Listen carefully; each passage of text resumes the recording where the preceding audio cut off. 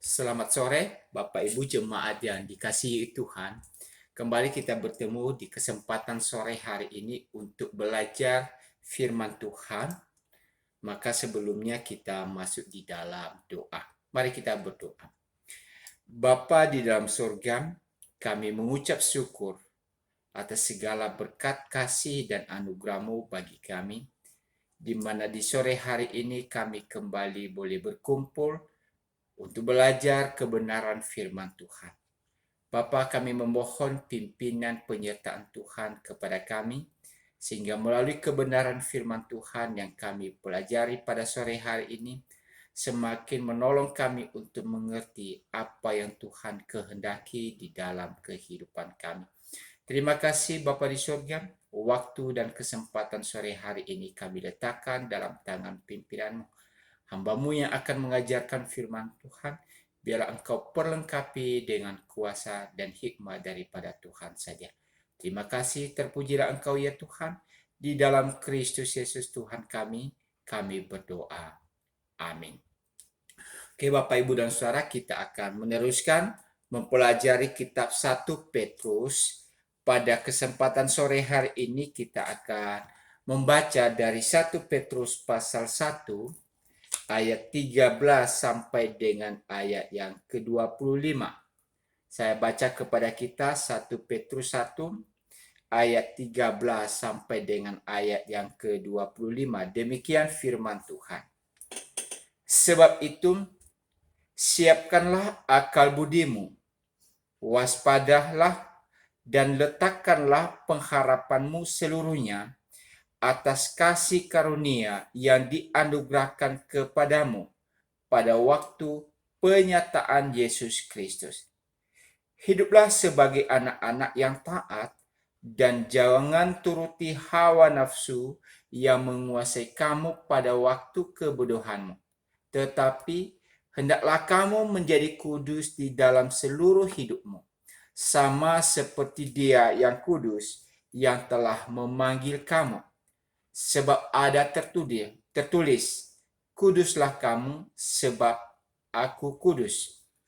Dan jika kamu menyebutnya Bapa, yaitu Dia yang tanpa memandang muka menghakimi semua orang menurut perbuatannya, maka hendaklah kamu hidup dalam ketakutan selama kamu menumpang di dunia ini.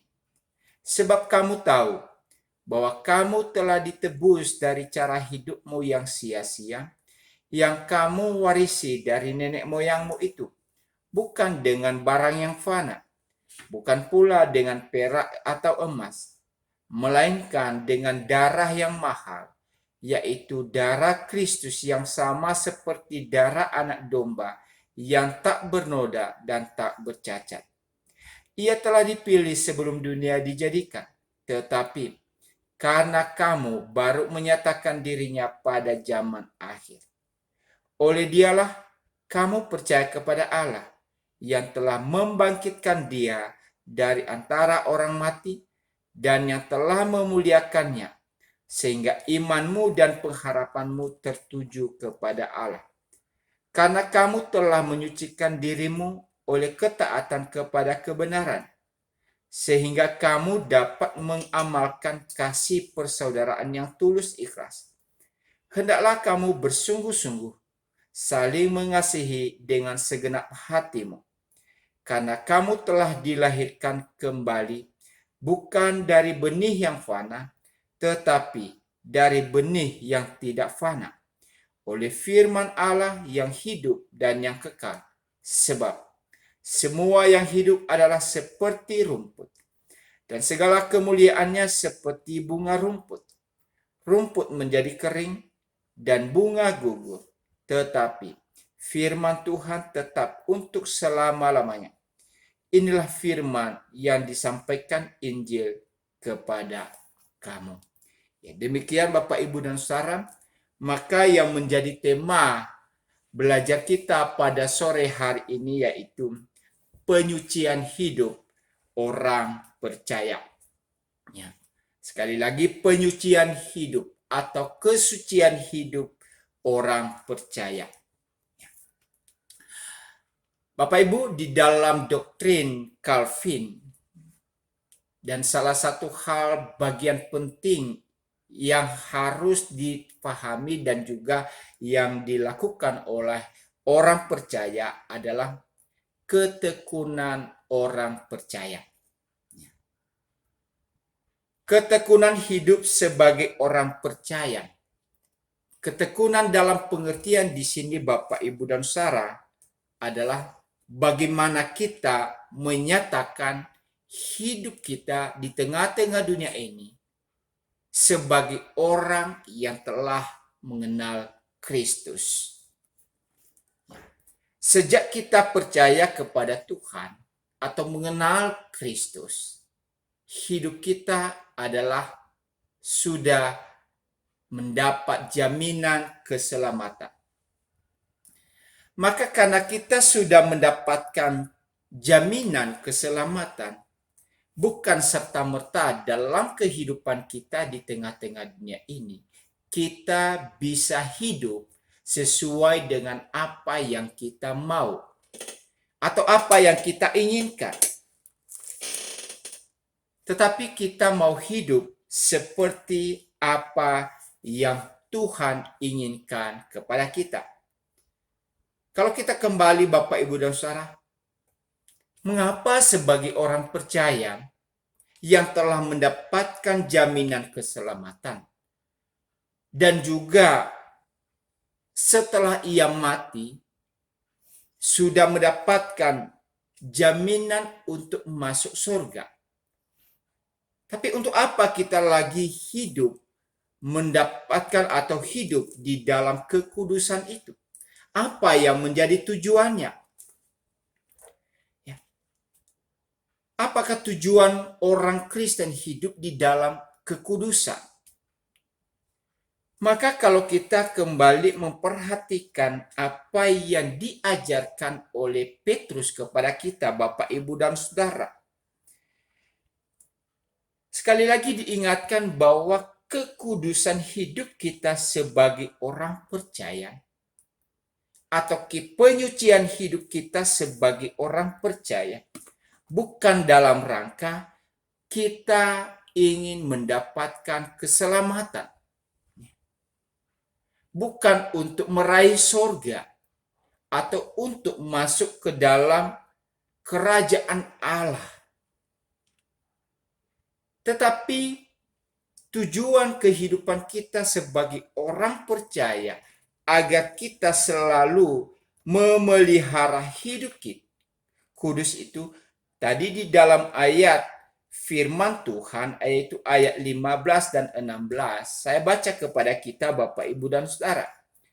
Tetapi hendaklah kamu menjadi kudus di dalam seluruh hidupmu, sama seperti Dia yang kudus yang telah memanggil kamu. Sebab ada tertulis, kuduslah kamu sebab aku kudus. Ya. Jadi kita bisa melihat Bapak, Ibu, dan Saudara, salah satu alasan yang Tuhan berikan kepada kita mengapa dalam perjalanan hidup kita sebagai umat Tuhan terus menjaga kekudusan hidup, terus memelihara kesucian hidup, yaitu apa? Karena status kita di hadapan Tuhan dan di hadapan umat manusia di tengah-tengah dunia ini. Sekali lagi, status kita. Apa status kita di situ dikatakan? Yaitu kita adalah pengikut Kristus. Kita adalah anak-anak Allah. Kita adalah orang-orang yang telah mendapatkan jaminan keselamatan. Itu status kita. Di dalam ayat 15 tadi, hendaklah kamu menjadi kudus, sama seperti Dia yang kudus, yang telah memanggil kamu. Di sini diberikan satu hal kepada kita, penjelasan penting kenapa kita harus memelihara kekudusan hidup kita itu. Sebagai umat yang telah dipanggil, umat yang telah dipilih, umat yang telah diselamatkan, kita dipanggil untuk menjadi kudus. Status kita harus sadari bahwa apapun di tengah-tengah dunia ini, kita ini menjadi sorotan bagi dunia. Tuhan telah menyelamatkan kita. Tuhan telah memberikan anugerah keselamatan kepada kita. Dan Allah yang telah memanggil kita itu adalah Allah yang kudus. Maka Ia berkata kepada kita, kamu harus hidup dalam kekudusan sama seperti Allah yang telah memanggil kita. Ya. Itu yang pertama, Bapak, Ibu, dan Saudara. Mari kita menyadari status kita ini adalah orang yang telah diselamatkan. Yang kedua, Bapak, Ibu, dan Saudara, di ayat 19, apa yang menjadi alasan kita tetap memelihara kehidupan yang kudus di hadapan Tuhan di tengah-tengah dunia ini? Ayat 19, melainkan dengan darah yang mahal, yaitu darah Kristus yang sama seperti darah anak domba yang tak bernoda dan tak bercacat. Alasan yang kedua yang kita lihat di dalam ini, Bapak, Ibu, dan Saudara, adalah kita telah merasakan, menikmati penebusan Kristus dengan apa? Dengan harga yang mahal. Ya. Kita telah menerima nilai penebusan yang mahal, yaitu darah Yesus Kristus. Darah yang telah tercurah di atas kayu salib. Darah yang mahal yang tidak bisa dinilai dengan apapun juga. Nilai tebusan kita itu sungguh hal yang luar biasa. Di sisi yang lain, maksudnya adalah bahwa kita adalah manusia yang sangat berharga di hadapan Tuhan. Ya. Tadi kesadaran kita akan status kita sebagai umat yang telah dipanggil, ya, umat yang telah dipilih, umat yang telah ditebus. Dan nilai tebusan kita itu adalah nilai yang sangat mahal, yaitu darah Kristus. Mengapa Kristus melakukan itu kepada kita, Bapak, Ibu, dan Saudara? Sekali lagi saya tekankan kepada kita sebagaimana firman Tuhan itu, yaitu karena manusia itu sangat berharga di hadapan Tuhan. Jadi ingat, Bapak, Ibu, dan Saudara, dimanapun kita berada saat ini, apapun profesi kita, hidupmu berharga di hadapan Tuhan. Hidupmu sangat bernilai di hadapan Tuhan. Hidupmu telah ditebus dengan darah yang mahal. Kenapa? Nilainya sangat penting di hadapan Tuhan. Bahkan di dalam kitab Kejadian kita baca bahwa kita itu adalah gambar dan rupa Allah. Jadi itulah yang menjadi landasan kita, Bapak, Ibu, dan Saudara. Kenapa kita harus tetap memelihara kehidupan kudus di tengah-tengah dunia ini? Karena kita telah mendapatkan anugerah keselamatan dengan nilai penebusan yang sangat mahal, yaitu darah Kristus. Yang ketiga, Bapak, Ibu, dan Saudara, mengapa kita perlu memelihara kekudusan hidup itu?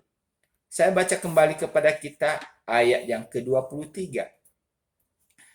Karena kamu telah dilahirkan kembali, bukan dari benih yang fana, tetapi dari benih yang tidak fana, oleh firman Allah yang hidup dan yang kekal.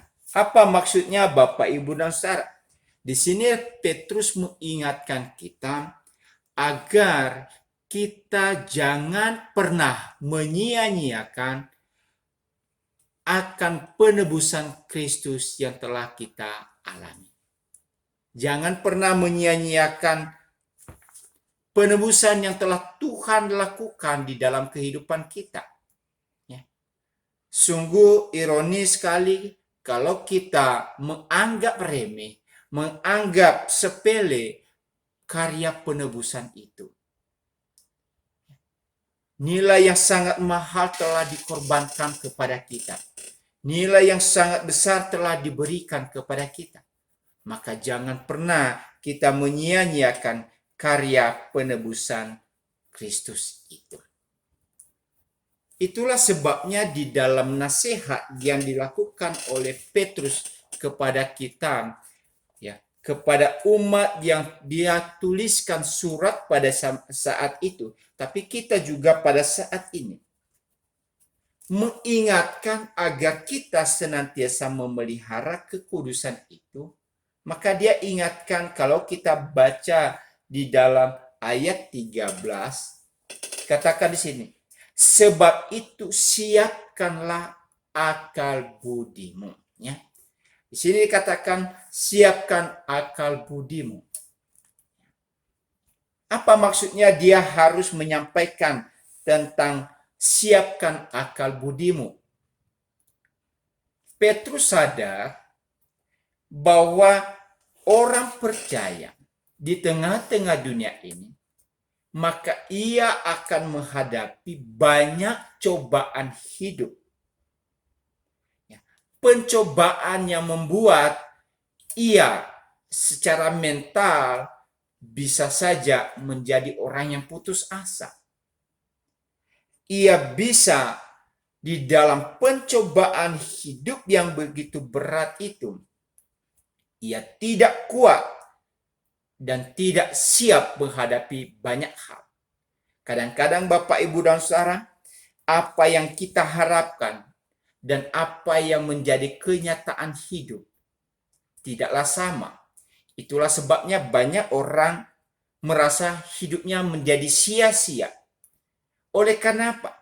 Apa yang diharapkan dan kenyataan yang terjadi tidak sama.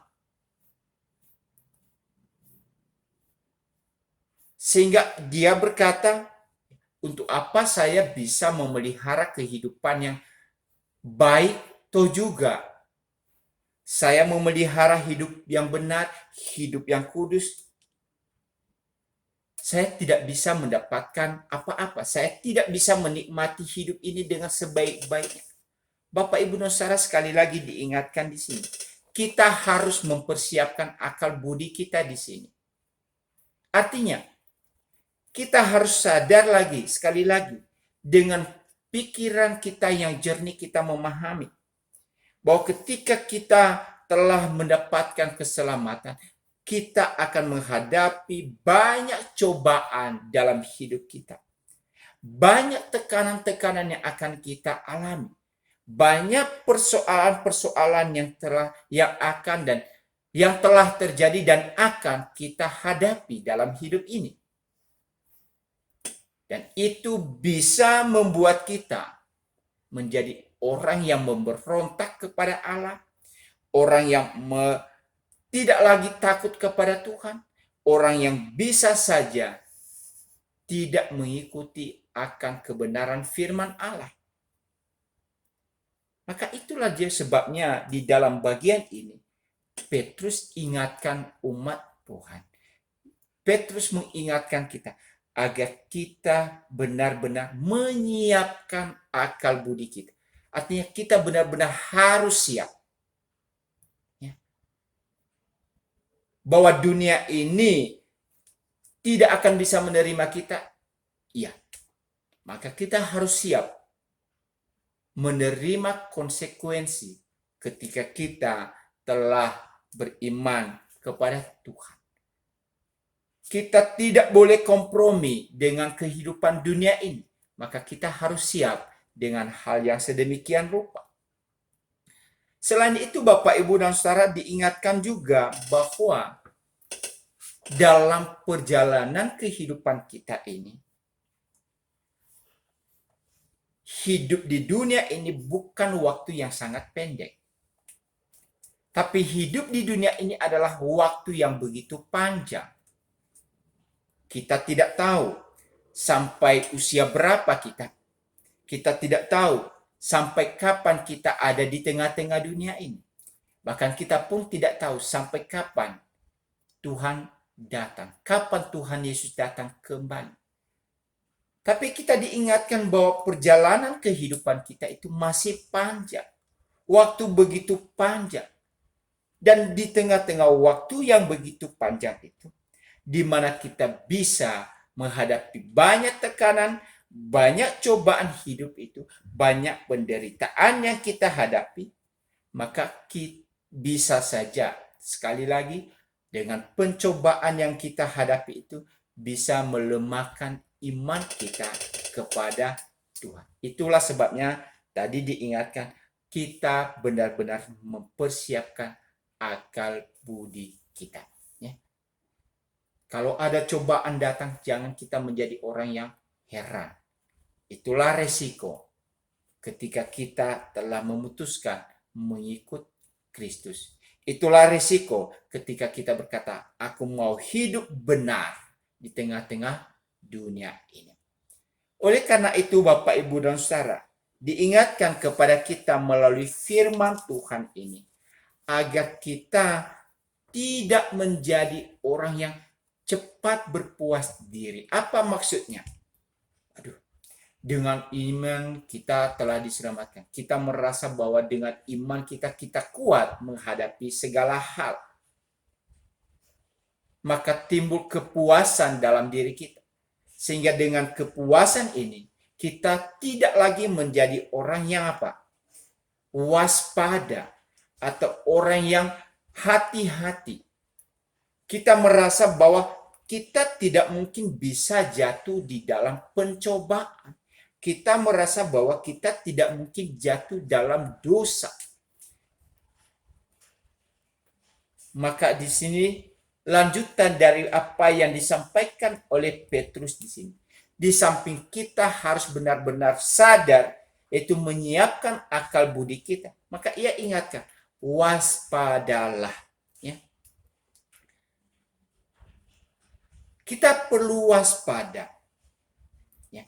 Kata waspada di dalam bagian ini, Bapak, Ibu, dan Saudara, ya memang mengandung dua pengertian. Pertama, Bapak, Ibu, dan Saudara, ini bicara tentang, ya kalau konteks kata ini adalah ada hubungannya dengan kemabukan oleh karena anggur.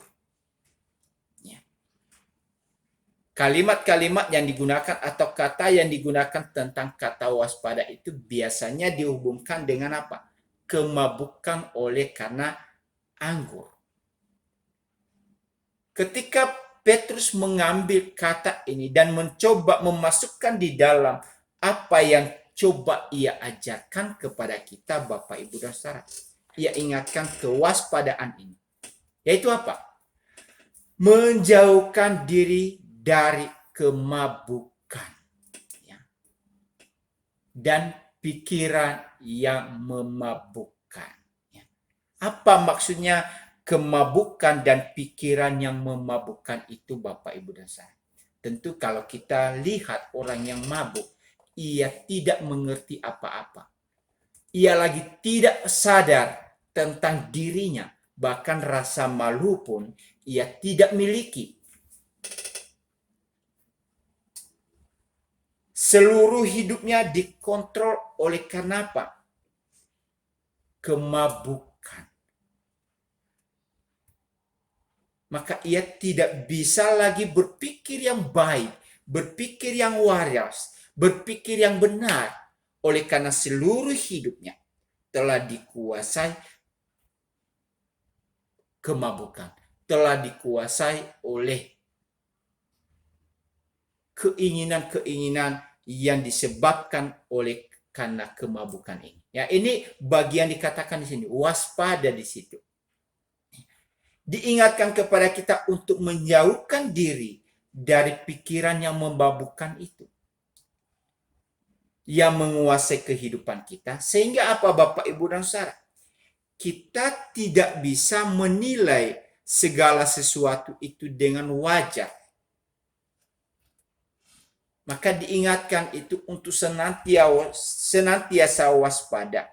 Mari kita memiliki pikiran yang baik, berpikir yang jernih, berpikir yang wajar di dalam segala hal. Kemudian hilangkan kepanikan-kepanikan yang sangat berlebihan sehingga kita dikuasai oleh ketakutan, kekhawatiran, dan banyak hal.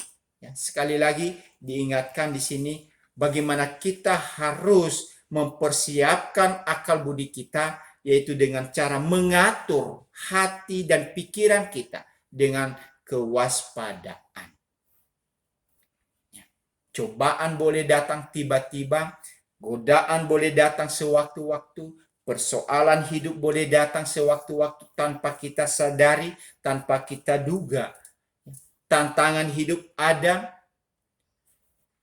Maka agar kita tidak mencemarkan diri kita dengan hal-hal yang berdosa, yang membuat kekudusan hidup kita menjadi tercemar, maka dikatakan di sini kita perlu waspada. Selanjutnya dikatakan di sini, yaitu kita tetap memiliki yang namanya pengharapan dalam hidup kita.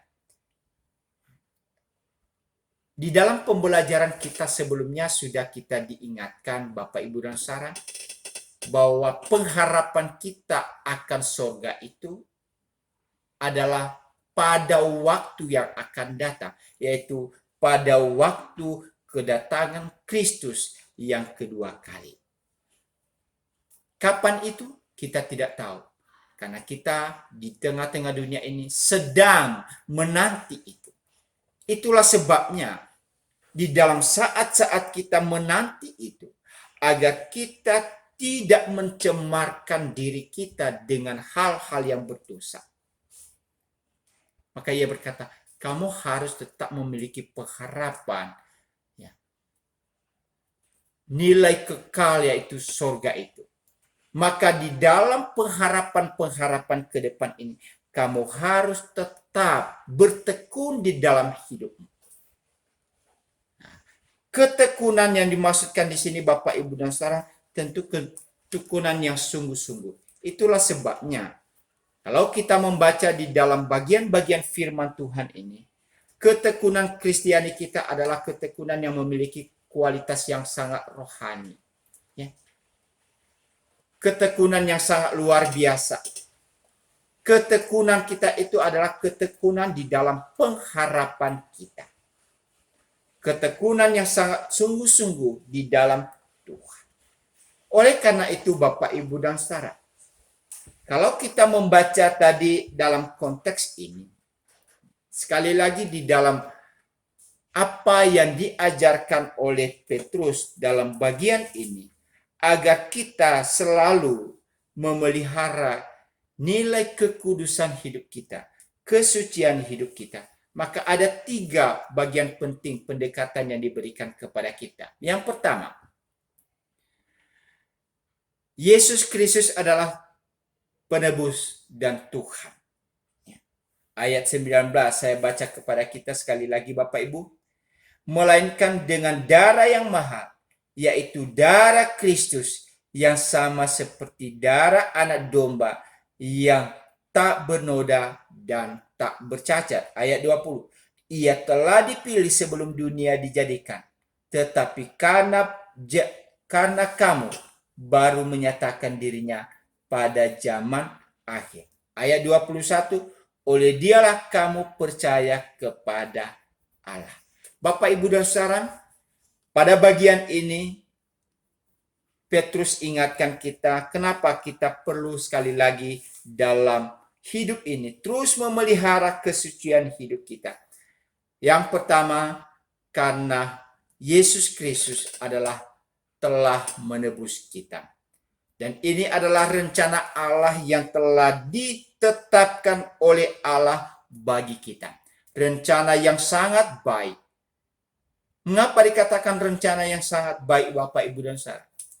Disebabkan karena pengampunan yang diberikan kepada kita oleh karena dosa kita.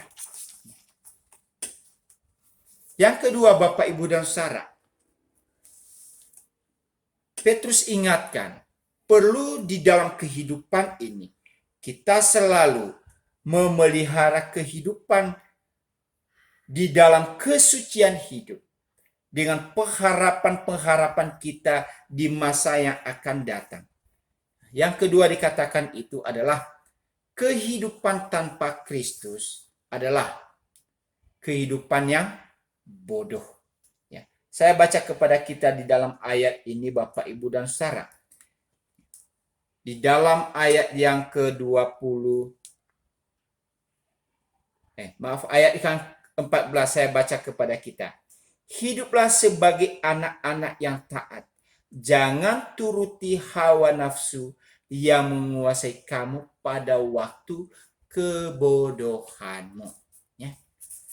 Ternyata di dalam ayat firman Tuhan ini mengingatkan kita, Bapak, Ibu, dan Saudara, hidup tanpa Kristus itu adalah kehidupan yang bodoh.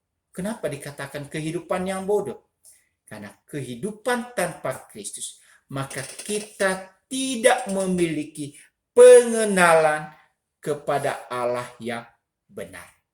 Ya, saya garis bawahi lagi, Bapak, Ibu, dan Saudara. Kehidupan tanpa Kristus adalah kehidupan yang bodoh. Oleh karena kita tidak memiliki pengenalan kepada Allah yang benar. Agama-agama di dunia ini bisa mengajarkan kepada kita tentang hal-hal yang sifatnya moral, Bapak Ibu. Hal-hal yang sifatnya baik.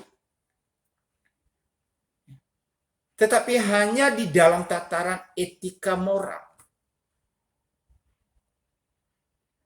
Dan firman Tuhan ingatkan kita, kalaupun kita bisa melakukan itu, Bapak, Ibu, dan Saudara, ini bukan karena pengenalan kepada Allah yang benar. Minggu lalu sudah saya sampaikan kepada kita, Bapak, Ibu, bahwa ketika kita pun bisa melakukan yang baik, tentu kebaikan yang kita lakukan itu tidak dalam nilai yang sempurna. Terbatas kepada penilaian kita secara manusiawi.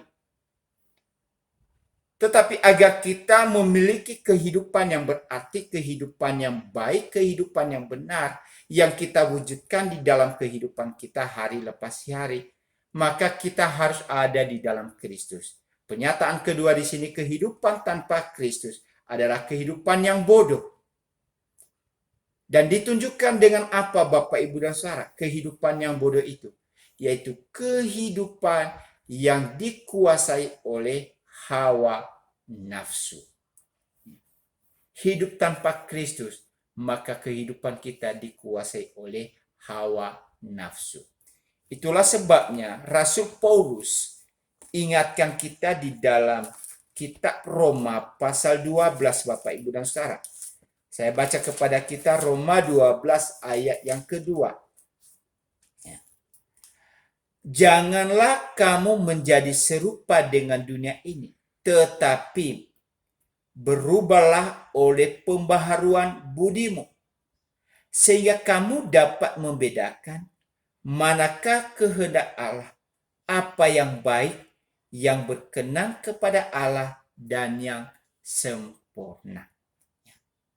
Dalam bagian ini diingatkan kepada kita, Bapak, Ibu, dan Saudara, orang yang tanpa Kristus dengan orang yang ada di dalam Kristus.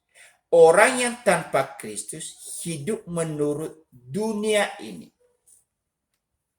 Maka orang yang tanpa Kristus yang menuruti keinginan dunia ini, dikatakan di sini, ia tidak bisa membedakan mana yang merupakan kehendak Allah,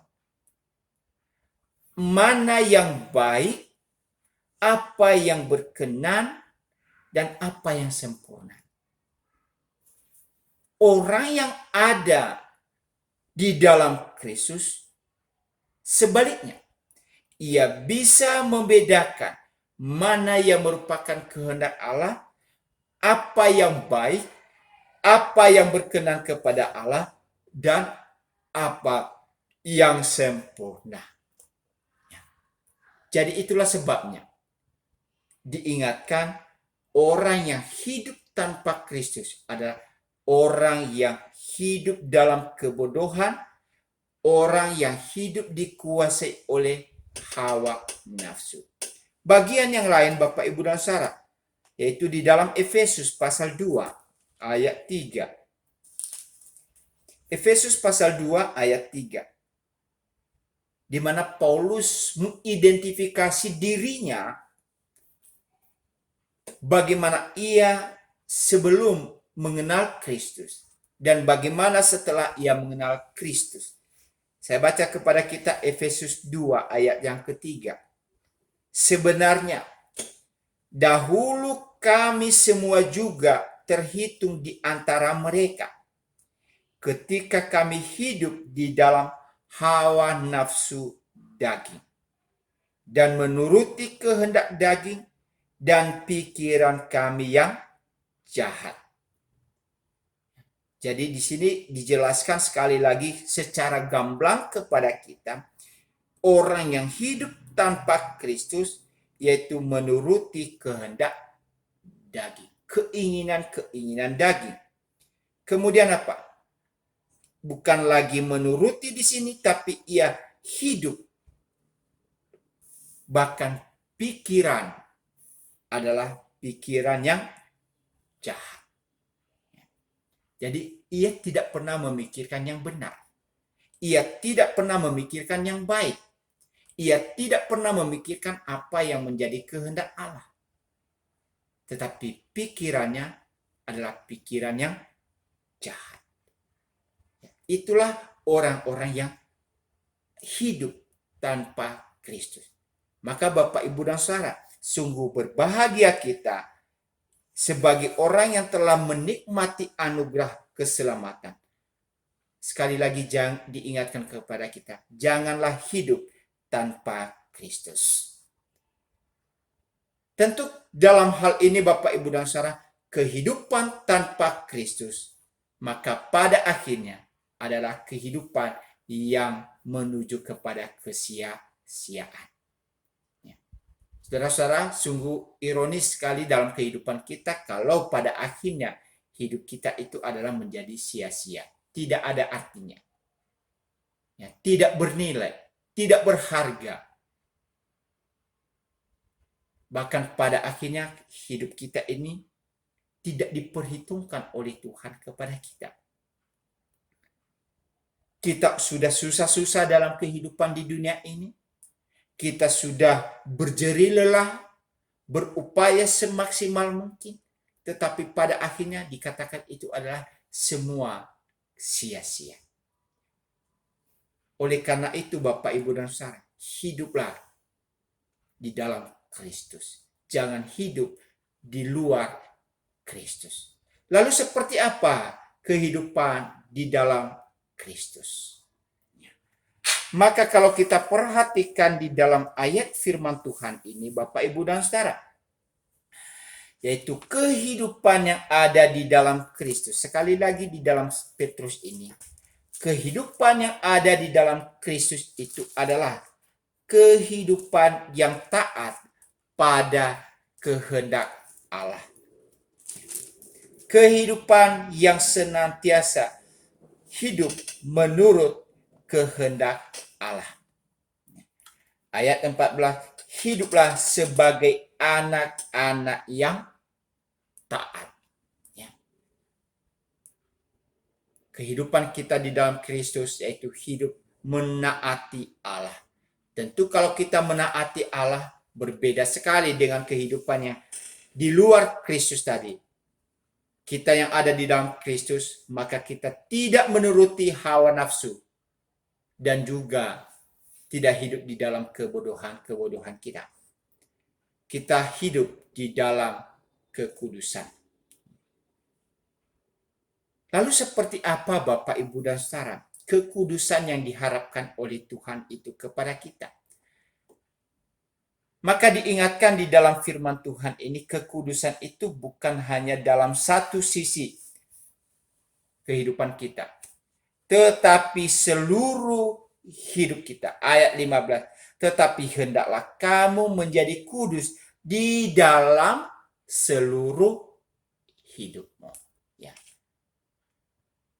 Seluruh hidup kita. Ya. Organ tubuh kita ini, Bapak, Ibu, dan Saudara, kita harus menjaganya dengan kekudusan. Mata kita, mulut kita, telinga kita, tangan kita, kaki kita, hati kita, semua kita harus menjaganya di dalam kekudusan hidup. Pikiran kita juga harus kudus. Mudah sekali Bapak, Ibu, dan Saudara, sekali lagi ketika kita juga belajar kitab Yakobus, ya, mulut kita itu diingatkan. Kalau kita bicara, maka kalau kita bisa mengendalikan yang namanya lidah, maka kita menjadi orang yang sempurna dalam hidup ini. Itulah sebabnya diingatkan sekali lagi agar kita terus menjaga itu dalam kehidupan kita.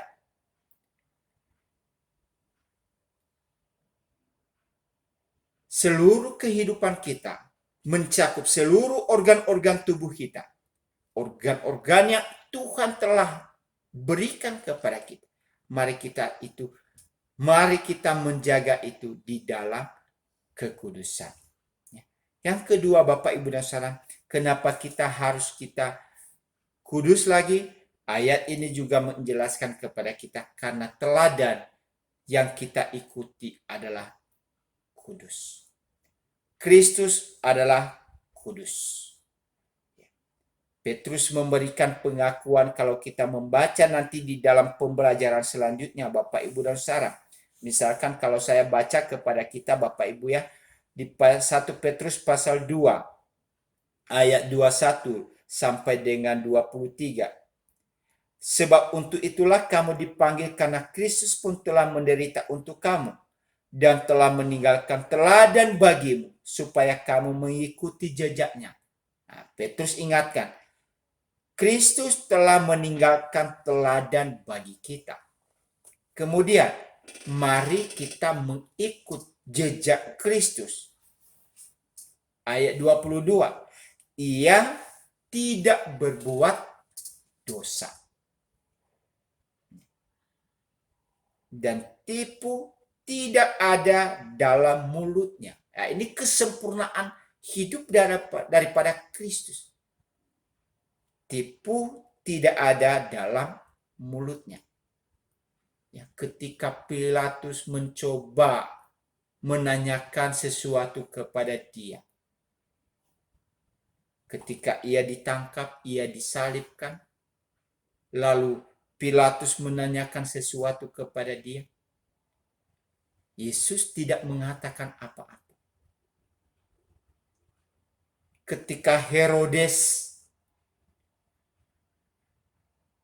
melakukan hal yang sama, ia juga tidak mengeluarkan sepatah kata pun. Orang-orang tentara Romawi melakukan hal yang begitu kasar di dalam kehidupan Yesus. Firman Tuhan ingatkan, satu kata pun tidak ada yang keluar dari mulut Kristus yang membuat ia berdosa. Firman Tuhan ingatkan kita mengikuti teladan Kristus. Ayat 23, ketika ia dicaci maki, ia tidak membalas dengan mencaci maki. Ya, ini hal yang praktis yang kita bisa lihat di dalam keteladanan Kristus ini. Hal yang susah untuk kita lakukan dalam kehidupan kita, Bapak, Ibu, dan Saudara. Kenapa saya katakan itu? Ketika kita dicaci maki, pasti kita bisa membalasnya. Bahkan secepat itu kita membalasnya. Tapi firman Tuhan berkata, ketika ia mencaci maki, ia tidak mencaci maki. Ketika ia menderita, ia tidak mengancam. Tetapi apa yang dilakukannya? Menyerahkan kepada Dia yang menghakimi dengan adil. Ya, jadi Bapak, Ibu, dan Saudara, kalaupun kita dalam kehidupan ini mengalami banyak hal ketidakadilan dalam hidup kita, maka sebagai pengikut Kristus, mari kita terus memelihara kehidupan yang kudus itu. Bahkan kalaupun kita diperlakukan tidak adil dalam hidup ini, dikatakan sekali lagi, mari kita serahkan itu kepada Allah. Yang selanjutnya Bapak, Ibu, dan Saudara, kenapa kita harus memelihara kehidupan yang kudus? Ya. Firman Tuhan ingatkan bahwa hidup kita ini di tengah-tengah dunia ini adalah seperti seorang yang sedang berziarah. Ya. Kita sedang berjalan menuju pengharapan yang telah Tuhan sediakan kepada kita. Maka di dalam perjalanan itu, mari kita senantiasa hidup dengan takut dan gentar kepada Allah. Ya. Sasaran hidup kita adalah Allah. Tujuan hidup kita adalah Tuhan. Ayat 21. Sehingga imanmu dan pengharapanmu tertuju kepada Allah. Ya. Sasaran hidup kita kepada Tuhan. Pengharapan kita kepada Tuhan. Ketika kita menghadapi segala sesuatu, maka kita selalu diingatkan arah hidup kita adalah kepada Tuhan, bukan kepada dunia ini. Ayat 17. Dan jika kamu menyebutnya Bapa, yaitu Dia yang tanpa memandang muka menghakimi semua orang menurut perbuatannya, maka hendaklah kamu hidup dalam ketakutan selama kamu menopang di dunia ini. Ingat Bapak, Ibu, dan Saudara, dalam bagian ini, karena hidup kita itu tertuju kepada Allah, di mana pada waktunya juga nanti Tuhan akan menuntut kepada kita apa yang kita perbuat. Ya. Ia menghakimi kita sesuai dengan apa yang telah kita perbuat.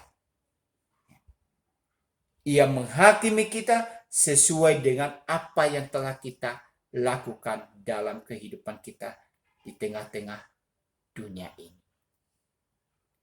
Oleh karena itu, karena kita menyadari bahwa pada waktunya nanti Allah menuntut kepada kita apa yang menjadi tanggung jawab yang Tuhan percayakan kepada kita. Itulah sebabnya diingatkan, mari kita terus menjaga kehidupan kita yang kudus di hadapan Tuhan. Selanjutnya tadi, bahwa hidup kita bukan hanya tertuju kepada Tuhan, tetapi hidup kita adalah hidup yang sungguh-sungguh berharga di hadapan Tuhan. Ayat yang ke-23. Karena kamu telah dilahirkan kembali, bukan dari benih yang fana, tetapi dari benih yang tidak fana, oleh firman Allah yang hidup dan yang kekal. Ya.